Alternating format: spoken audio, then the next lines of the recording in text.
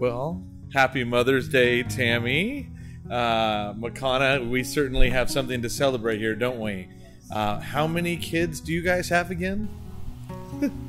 7, 8, counting Makana though. Yes. We have 8 kids. Yes. I'm the 8th kid. Anybody with that many kids should be the queen for more than just one day a year, right? And not only that, but you there have some amazing Hawaiian names. Do you want to tell us those names? Go ahead.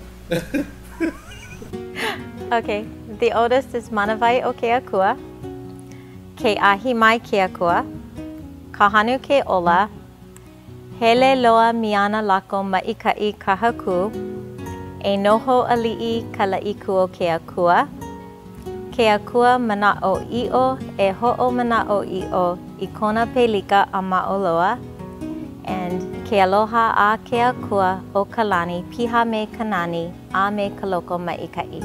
Oh my goodness, that is awesome! And each of those names have a story, and they tell of God. Yeah. And that's really kind of what I wanted to talk with you guys about. Is after 6 children, you're pretty much thinking you're not perfect parents, but you got this parenting thing down.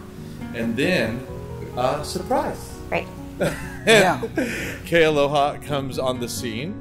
And with Kealoha comes another surprise, and probably facing down what every parent never wants to hear when they find out, okay, we're having a baby. What did the doctors say about Kealoha? Actually, from the beginning, we knew something was wrong within the pregnancy. Tammy knew.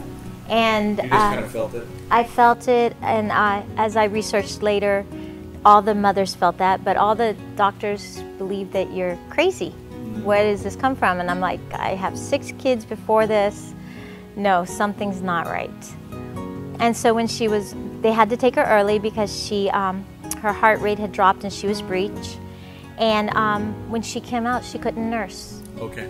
She was too weak, and they call it a floppy baby syndrome. And so basically, she just laid there doing nothing. And what is Prader-Willi syndrome? It is a deletion of chromosome 15 that affects mostly the hypothalamus gland. So it affects your eating, it affects your body temperature, it affects your metabolism, your thyroid, your adrenal gland. Anything that the hypothalamus gland helps work with, that's where it affects. And so you have 6 kids now. You have a child with special needs. What was going through your head? We had no idea what this was, and so we started researching. And don't go on the web and research. WebMD, man, nothing strikes fear more than WebMD. And so anybody who posts anything on the internet, it's the most severe cases, right? So we started doing our research, and we found people with their horror stories, and it was kind of scary at first. But we just trusted in God. We wanted to prepare ourselves for the worst, but prayed and believed God for the best. So our doctor was really encouraging for us. Our local doctor here in Kona, the pediatrician, and he was actually my doctor when I was a kid, which is kind of cool. He gave us this advice. He says, I don't ever wish a child with any type of a birth defect on a family. I don't ever wish that a family would have to deal with that. But I couldn't have wished for this child to go to a better family, which was kind of encouraging to us. Right? He had more faith in us. Right. Yes. And that gave us confidence too. That he's seen it all, right? So he said, I've never dealt with this, and Right. you guys haven't dealt with this. And he kind of empowered us and said, you guys are parents of 6 kids, and you know, as a parent, what your children need. So do what you feel is best. So we weren't relying on his every word on what to do. I mean, it's pretty basic. You need to eat. So we needed to get her to eat food. And so she had the tube in her nose, taped to the side of her face, so for the first year of her life. So every baby picture that she has a tube coming out of her nose. We tried to decorate it with headbands and bows and ribbons. But all the kids knew how to feed her, do the feeding tube and everything. So the kids really did take care of her. It was like a family effort. It was a group effort, Yeah. a team effort Yeah. to take care of her. She had to be fed a certain way. You'd put the milk in the syringe, and you'd. We did the old-fashioned way. Before you could feed her, you'd have to make sure that the tube wasn't in her lungs, because you could drown her if you put the milk into her lungs. Wow. So you'd have to listen with the stethoscope and blow some air in the tube and listen for the bubbles in her stomach before you would feed her every time. And so all the kids learned how to do that, and it was a real, I don't know, almost a good bonding family. Brought us together, actually. Over a common goal. Yeah, we were having to do it every 2 hours. Wow. So I was up all night doing it, and the Which kids is would a help during full-time the job, day. let alone Right. with having 6 other kids, and you also having to work a full-time job. Right. But Yes. it gave me the opportunity at night to I would anoint her with oil and just pray over her, and I'd do my Bible reading as I'm holding the syringe, because we chose to do that way rather than the fancy pump. It was just easier for us. Yeah. And so it was just easier. While I was holding that, I'd be reading my Bible and praying over her, and just... What's interesting is that you face down the initial fears through prayer, but fears still come. Oh yeah, we don't know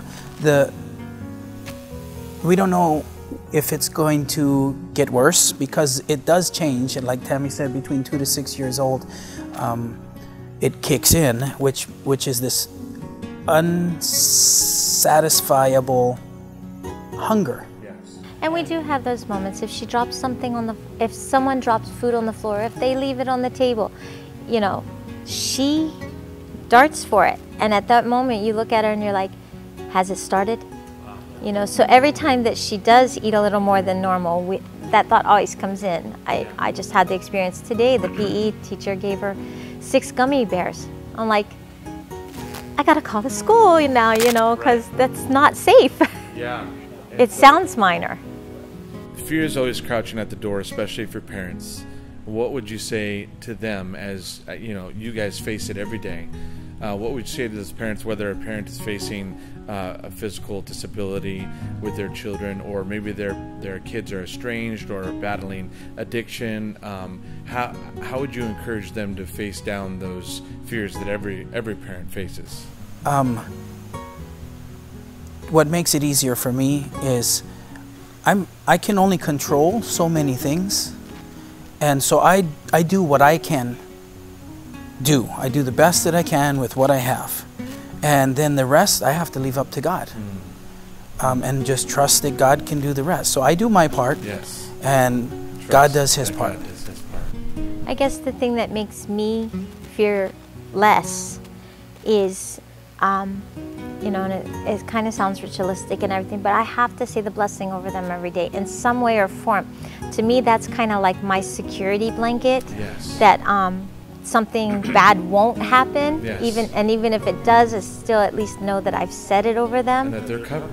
And that they're covered. Yes. Yeah. So Yeah, that's wow, that's mine. really good. That's really good. Thank you guys so much for your time, sharing your heart. We continue to contend for her healing, as well as your strength in caring for your 7 amazing kids. Happy Mother's Day. God bless you guys. Thank you.